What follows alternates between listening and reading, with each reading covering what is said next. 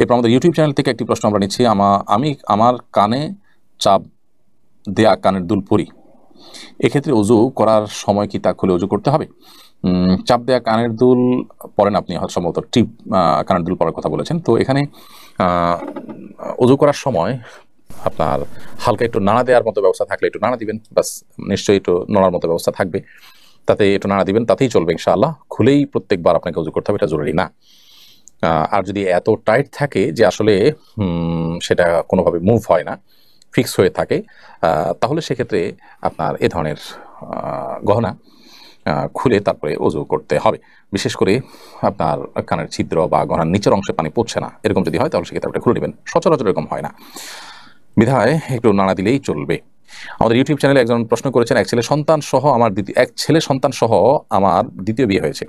আমাদের দাম্পত্য জীবন ভালোই চলছে আলহামদুলিল্লাহ। আমার প্রশ্ন হলো, আমার ছেলে যখন বড় হবে এবং বিয়ে করবে তখন আমার স্বামী কি এই ছেলের বউকে দেখতে পারবে?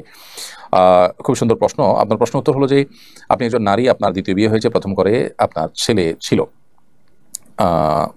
আপনার প্রথম করে ছেলে ছিল, সেই ছেলে যখন বড় হবে, এই ছেলে বিয়ে করার পর তার স্ত্রীকে আপনার দ্বিতীয় স্বামী দেখতে পাবেন কেন? উত্তর হলো না।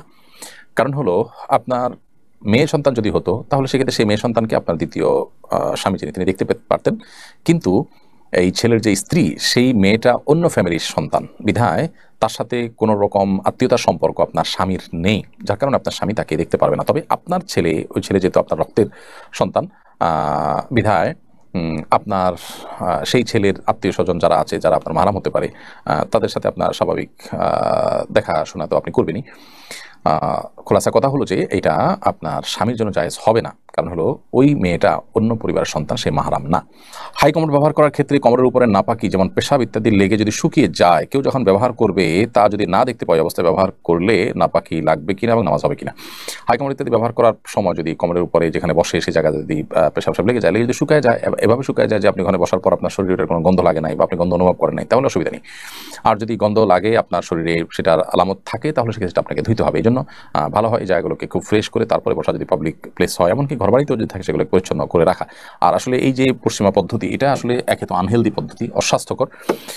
পায়খানা মানুষের ক্লিয়ার হয় না, নানান রকমের রোগ এখান থেকে তৈরি হয়, সে সাথে এখানে অপরিচ্ছন্নতার ব্যাপারটাও রয়েছে।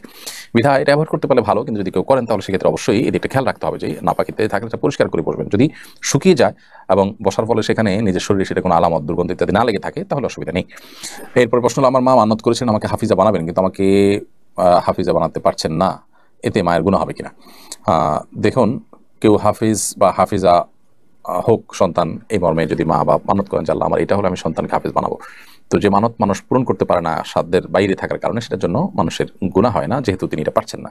তবে ওলামা একরাম বলেছেন যে আমৃত্যু তাকে চেষ্টা করে যেতে হবে। আর কেউ কেউ বলেছেন যে এটার জন্য তিনি কসমের কাফারা দিয়ে দিবেন, যদি তিনি মানত করে থাকেন। অবশ্য মানত বিশুদ্ধ হলে তখন কাফারা প্রযোজ্য হয়, মানত আদৌ বিশুদ্ধ কিনা সেটা নিয়ে যথেষ্ট সংশয় রয়েছে। তবে এমনিতে সাধারণত মা বাপ নিয়ত করেন যে আমি ছেলে হলে হাফিজ বানাবো, মেয়ে হয়েছে হাফিজা বানাবো, এরকম নিয়ত করেন। তো এরকম নিয়ত যদি পূরণ করতে না পারেন, তার কারণে কোনো গুনাহ হবে না। সাধারণ নিয়ত এক জিনিস, আর মানত আরেক। মানত হলো যে আল্লাহ এই কাজটা হলে আমি এটা করবো, শর্ত দিয়ে, এটা হলো মানত। আর এটা না হলে আপনি নিয়ত করেছেন, সাধারণত নিয়তই হয়ে থাকে। নিয়ত করে থাকলে এর জন্য কোনো গুনাহ হবে না। আমরা সবাই জানি যে আল্লাহ তাআলা যুগ যুগ নবী রাসূল মানব জাতির হেদায়েতের জন্য প্রেরণ করেছেন। প্রশ্ন হলো, এমন কোনো জায়গা বা দেশ যেখানে কখনো হেদায়েতের বাণী পৌঁছায়নি, ওই অঞ্চলে যারা দিনহীন অবস্থায় মৃত্যুবরণ করেন তাদের কিয়ামত দিবসে হিসাব কিভাবে মূল্যায়ন হবে?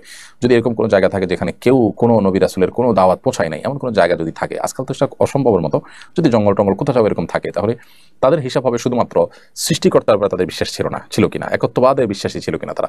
কারণ আল্লাহর এই সৃষ্টি জগৎ ইটসেলফ, এটা মানুষকে একত্ববাদের সাক্ষ্য দেয়, এবং এটা দেখে মানুষ একত্ববাদে বিশ্বাসী হওয়ার জন্য যথেষ্ট। বিধায় এরপরও যদি সে একত্ববাদে বিশ্বাসী না হয়, আল্লাহর কাছে দোষী হবে। আর অন্য কোনো বিষয়, যেহেতু নবী রাসূলদের দাওয়াত যায় নাই, নামাজ রোজা, কোনো বিষয়ে তাদের কোনো জিজ্ঞাসাবাদ হবে না।